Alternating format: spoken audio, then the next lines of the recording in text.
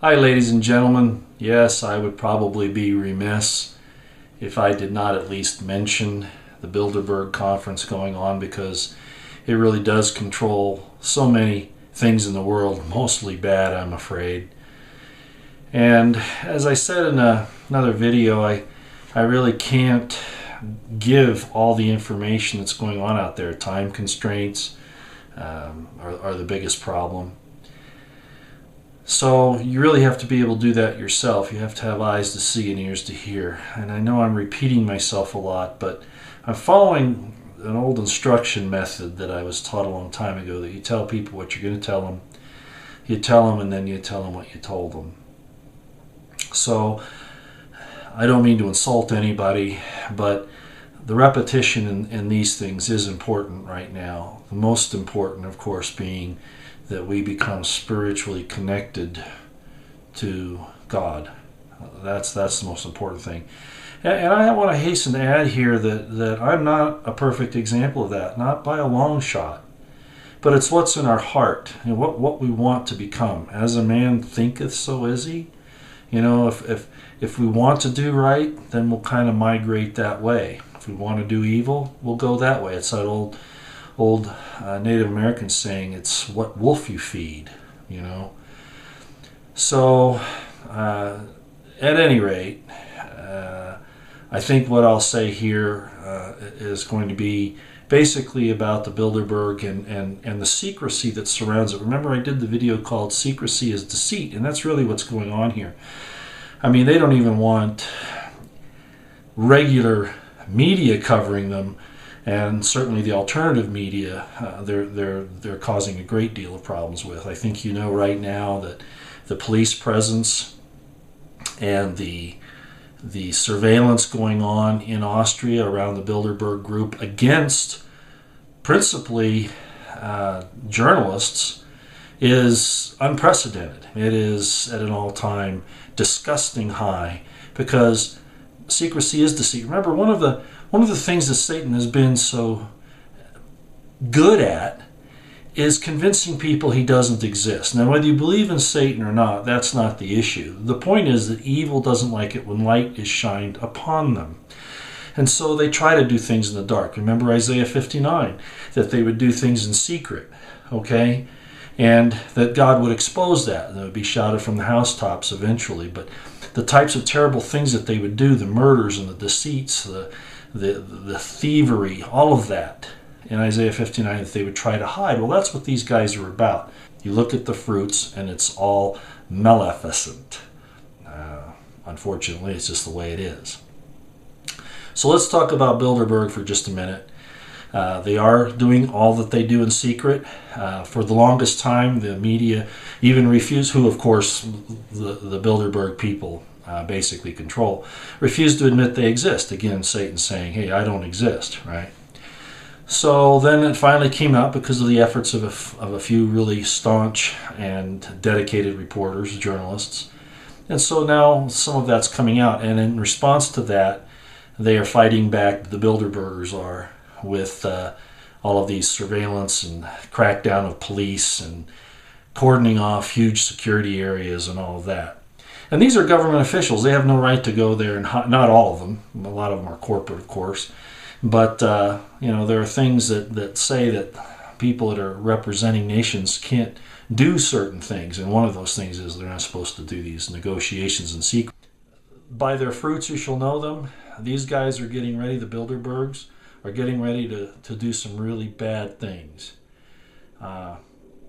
You know, we've talked a lot about Jade Helm. We've talked about the financial situation. We've talked about the TPP, which they back up. And again, you know, Ryan in Congress, right? You know, can anybody really take this guy seriously? I don't understand how these people rise in the ranks that they do. Well, of course I do, because people are either stupid or complicit. But here's the guy saying, just like Pelosi said with Obamacare, well, we're not going to know what's in it until after we pass it, so you have to pass it first. That's not only irresponsible, that's criminal. And I'm calling you out on it, Ryan.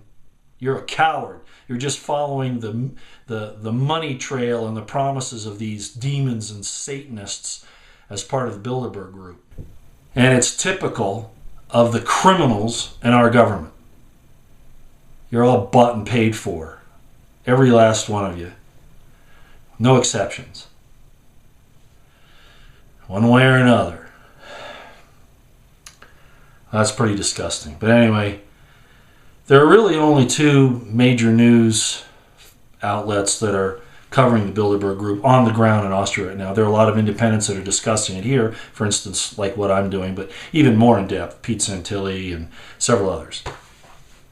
But on the ground there in Austria, you have InfoWars, very respectable Rob Dew and Josh Owens, and we've also got from InfoWars Paul Watson there.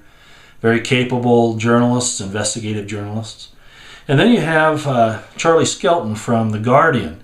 Now, all of these guys have been harassed by the police. If you've been watching Alex Jones at all and InfoWars, you'd know some of this.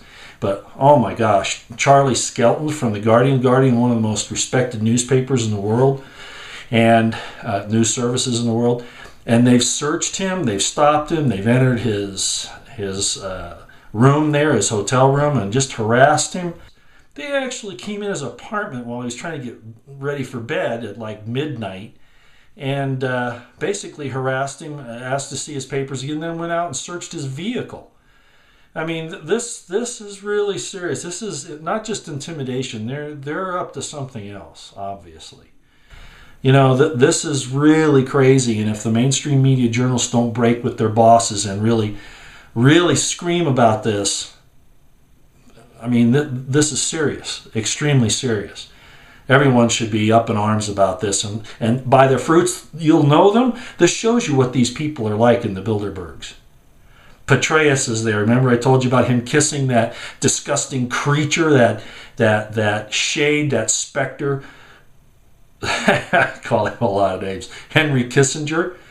Well, that's when I knew Petraeus was totally lost. I guess a lot of you knew before that, but I try to give people the benefit of the doubt, as I've said often. Anyway, so we have these respected reporters there, only a handful of them in Austria watching the Bilderberg Group and trying to report on it, and they are being harassed and really mistreated. And that's not surprising. Okay, well, I also wanted to bring up the situation with